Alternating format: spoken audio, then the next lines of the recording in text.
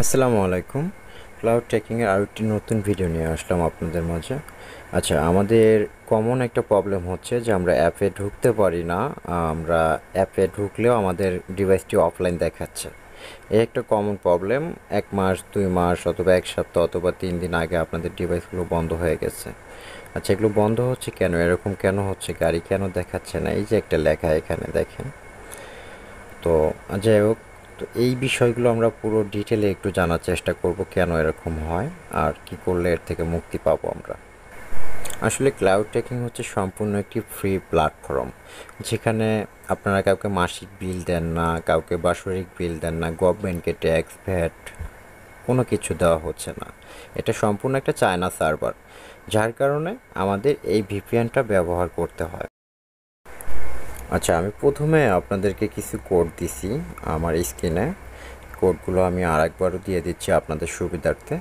তো এই কোডগুলোর মাধ্যমে আমরা গাড়ি বন্ধ, চালু এবং এসএমএস-এর মাধ্যমে গাড়িটা কোথায় আছে না আছে সব কিছু দেখতে পারবো। আচ্ছা, প্রথমে কোডটা হচ্ছে গাড়ি বন্ধ করার কোড। হ্যাঁ, এটা আপনাদের গাড়ির যে সিমটা আছে এই সিম নাম্বারে মোবাইলের মেসেজ অপশন থেকে মেসেজ করবেন, বড় হাতের RELAY তারপর কমা 0#। এটা দিয়ে এসএমএস করবেন, আপনাদের গাড়ির থেকে ফিরতি একটা মেসেজ আসবে। ওই মেসেজের মাধ্যমে আপনাকে বলা হবে যে আপনার গাড়িটা বন্ধ হয়েছে কি হয় নাই। তো নিচেরটা হলো চালু করার, আর একদম নিচেরটা হচ্ছে URL#। এটা হলো এসএমএস করলে আপনার গাড়িটা কোথায় আছে এই লোকেশনটা আপনাকে এসএমএস-এর মাধ্যমে দিয়ে দিবে।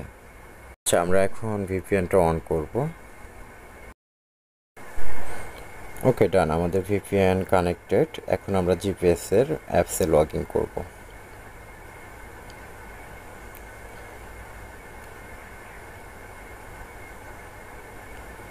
আচ্ছা, অ্যাপসে লগ ইন করার পরে এখন আমরা ইনশাল্লাহ ভালোভাবেই আমরা লগ ইন করতে পারছি।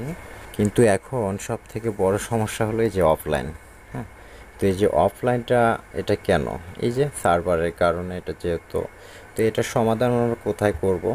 এটার জন্য এই প্রোডাক্টটা আপনারা যার কাছে নিচ্ছেন, যে আপনার সার্ভিস প্রোভাইডার, হ্যাঁ, তার সঙ্গে কন্ট্যাক্ট করতে হবে। তবে একটা জিনিস আপনাকে অবশ্যই মাথায় রাখতে হবে, এই যে হ্যারাসমেন্টগুলো, যেহেতু ফ্রি সার্ভার ব্যবহার করতেছেন, আপনার মাসিক বিল দেওয়ার সামর্থ্য থাকলে হয়তো আপনি পেড সার্ভারটাই ব্যবহার করতেন। তো এই জিনিসগুলো একটু আপনাদেরকে মেনে নিতে হবে, এটা একটু ক্লিয়ার করতে হবে। তো আমি পুরো ভিডিওতে ইন ডিটেলে সব কিছু বলে দিলাম। এখন আমরা সার্ভিস প্রোভাইডারের নাম কোথায় পাবো? এর জন্য আমাদেরকে এই যে ডাইন সাইডের নিচে প্রোফাইল, হ্যাঁ, এখানে এই যে মোর, এখানে ক্লিক করব। 5 নাম্বার যে অপশনটা সার্ভিস প্রোভাইডার ইনফর্ম, এখানে ক্লিক করলেই আমরা কার কাছে প্রোডাক্টটা আনছি, এটা সার্ভিস কে দিবে, এখানে সম্পূর্ণ ডিটেলসে লেখা থাকবে, provider name, phone number, address. তো এখান থেকে নিয়ে আপনারা তাদের সঙ্গে যোগাযোগ করে ইনশাল্লাহ আপনাদের প্রবলেমটা সমাধান করতে পারবেন ইনশাল্লাহ। আর যাদের এখানে কোনো নাম্বার আসে না, কোনো নাম টাম কিচ্ছু নাই, ইনশাল্লাহ আমাদের হোয়াটসঅ্যাপ নাম্বারে নক দিবেন, আমাদের স্বার্থ অনুযায়ী আমরা আপনাদেরকে হেল্পের চেষ্টা করব। আরও যদি কারো কোনো কমেন্ট প্রশ্ন থাকে সেক্ষেত্রে আমাকে কমেন্ট করবেন অথবা আমার হোয়াটসঅ্যাপে জানাবেন।